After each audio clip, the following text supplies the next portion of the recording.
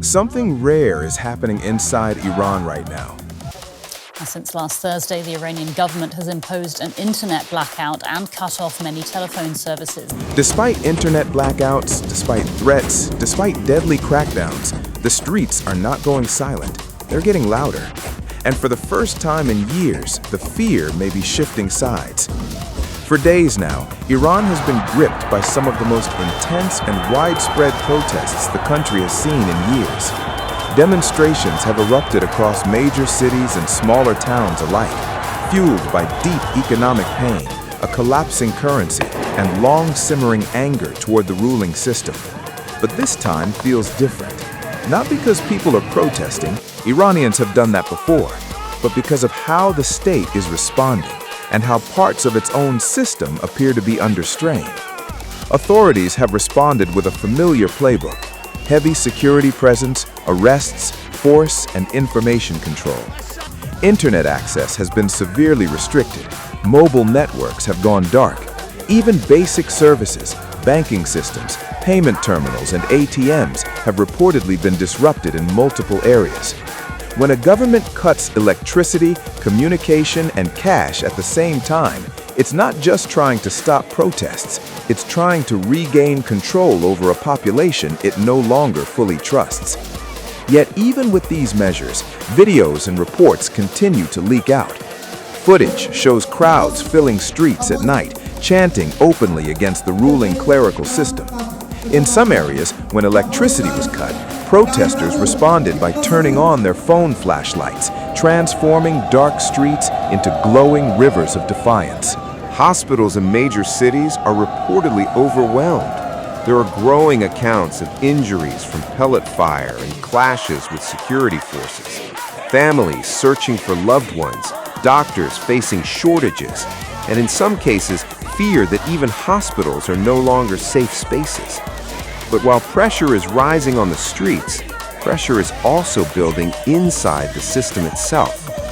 Iran's security structure relies on absolute loyalty from police units, from internal security, and from elite forces designed to suppress unrest. That loyalty has always been enforced through fear. Fear of punishment, fear of exposure, fear of being isolated.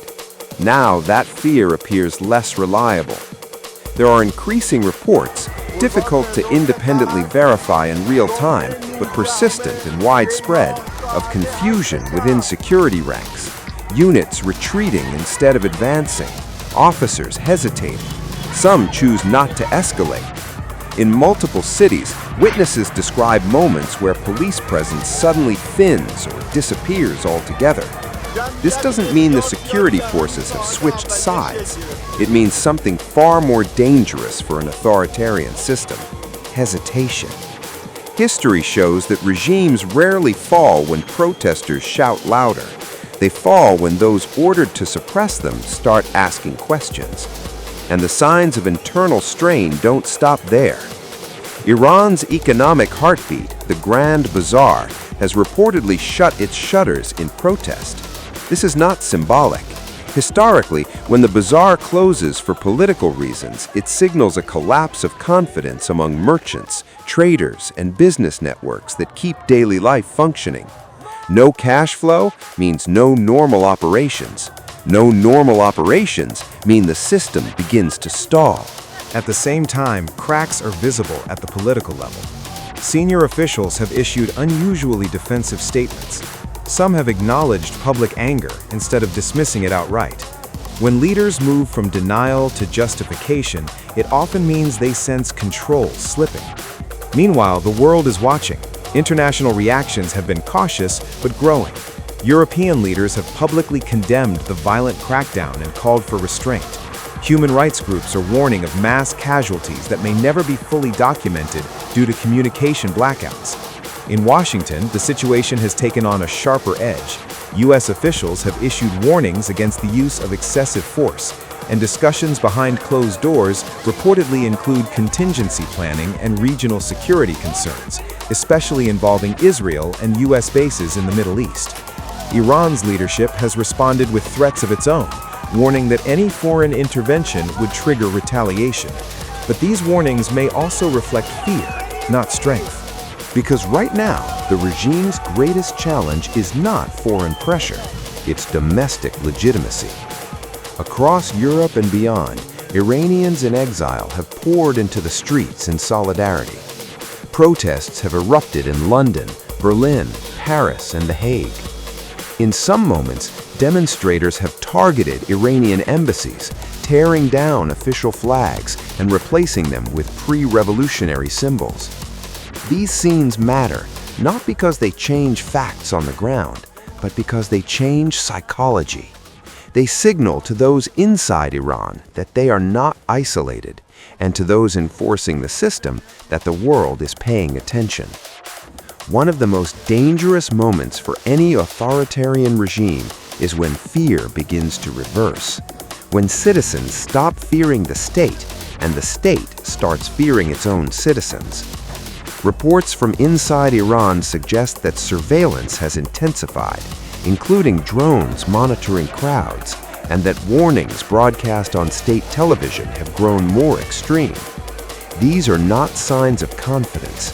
They are signs of a system under stress, trying to reassert authority through intimidation. Yet the protests continue. Bus drivers, truckers, shopkeepers, students, workers, different groups, different cities, one shared message: refusal to return to silence. No one can say how this ends. History warns against declaring victory too early. Authoritarian systems are often at their most dangerous when they feel cornered. But one thing is clear. The wall of fear that has held for decades is no longer solid. It has cracks, and once people see those cracks, they don't unsee them. Iran is not collapsing, not yet, but it is balancing on a knife's edge, where every decision now carries consequences that cannot be undone. What happens next may redefine not just Iran's future, but the balance of power across the entire Middle East. And the world is watching closely. If you want to stay informed as this story develops, make sure you're subscribed and turn on notifications, because what's happening in Iran right now may rewrite history.